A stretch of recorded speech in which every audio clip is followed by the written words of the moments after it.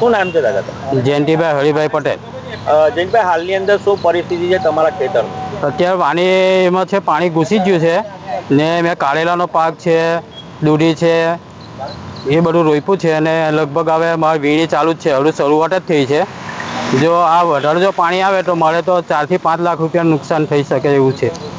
હાલની અંદર 24 ફૂટની સપાટી છે, હજુ કેટલી ફૂટ થાય તો તમારા ખેતર ડૂબી જાય? હા, લગભગ આ 2 થી 3 ફૂટ એ આવે વધારે 28 29 ફૂટ થાય તો અમારે પૂરેપૂરું નુકસાન થઈ જાય।